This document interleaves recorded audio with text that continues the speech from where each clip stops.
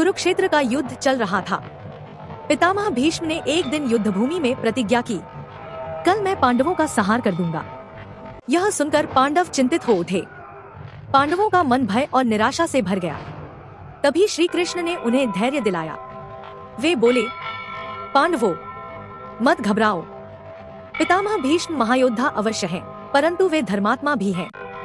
द्रौपदी को उनके पास ले चलो। उनके हृदय में करुणा का सागर है। जब द्रौपदी उनके चरणों में जाएगी तो उनका हृदय द्रवित हो जाएगा और वह द्रौपदी को सौभाग्यवती होने का आशीर्वाद दे देंगे। खुद तो बाहर खड़े रहे, भीतर भेजा पांचाली को।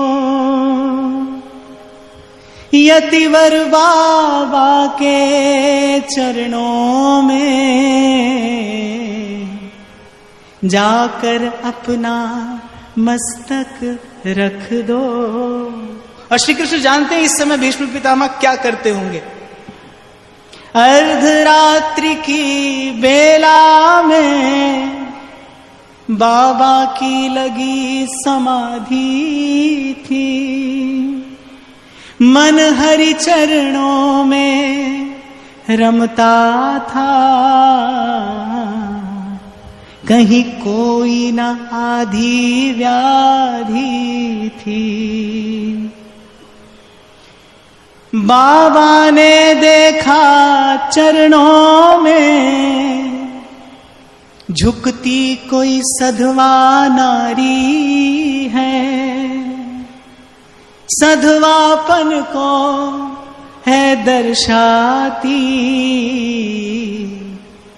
तन पे पड़ी रंगी सारी है। दीपक के प्रकाश में बस पितामह इतना ही देख पाए कि लाल है उसके वस्त्र का रंग और कोई सधवा स्त्री है और बस आकर चरणों में प्रणाम करती है। आशीर्वाद मुख से निकला, सौभाग्यवती तू रह बेटी।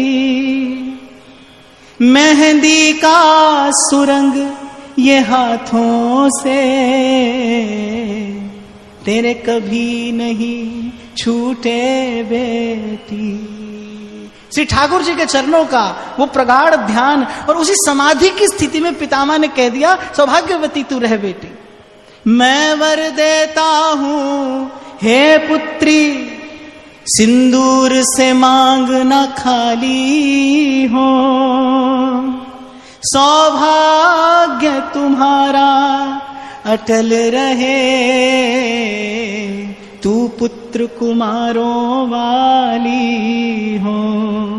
और जैसे ही पितामह के मुख से आशीर्वाद निकला, सुनकर द्रौपदी बोल उठी, बाबा ये क्या फरमाते हो।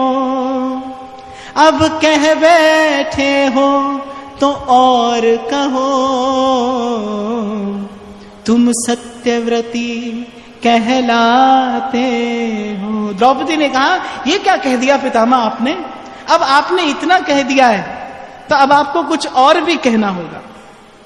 मेरे पांचों पतियों में से यदि एक भी मारा जाएगा, आशीर्वाद आपका बाबा क्या झूठा नहीं हो जाएगा। और कवि लिखता है, अब आया होश पितामह को, हाथों से माला छूट गई। हरि के चरणों में लगी हुई वो सहज समाधि टूट गई। बोले बेटी तेरे प्रश्नों का उत्तर पीछे दे पाऊंगा। कल होगा क्या रणभूमि में, निर्णय पीछे ले पाऊंगा। कहा कि अब बाकी की बात तो बाद में होंगी, पर एक बात खटकती है मुझको, आश्चर्यचकित है कर डाला। बोलो पुत्री वो कहाँ छिपा, इस समय यहाँ लाने वाला। आश्चर्य इस बात का है, वो कहाँ है जो तुझे इस समय यहां पर लेकर आया है।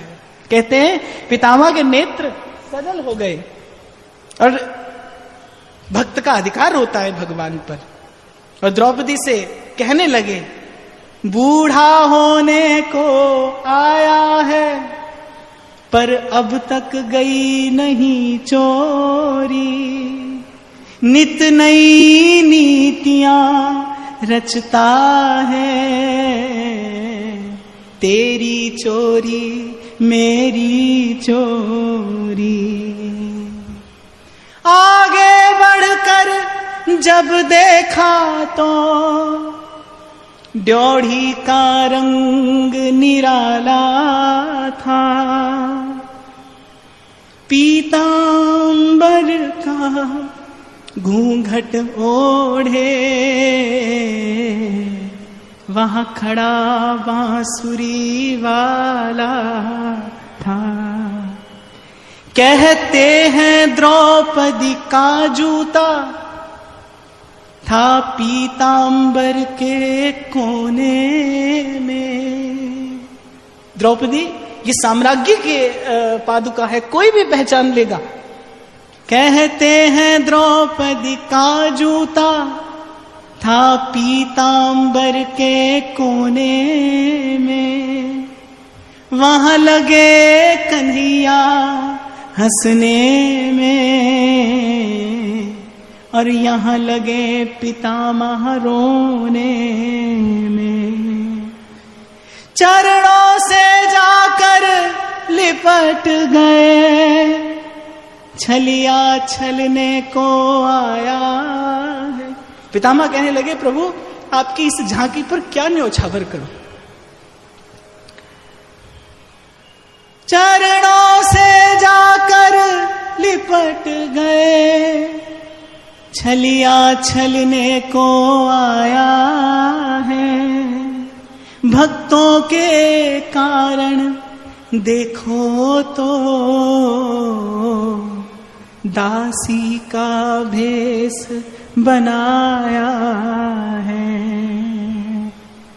द्रौपदी की ओर मुख करके पितामह कहते हैं, ओ द्रुपद सुता मेरी पुत्री, तूने कुल पवित्र कर डाला है।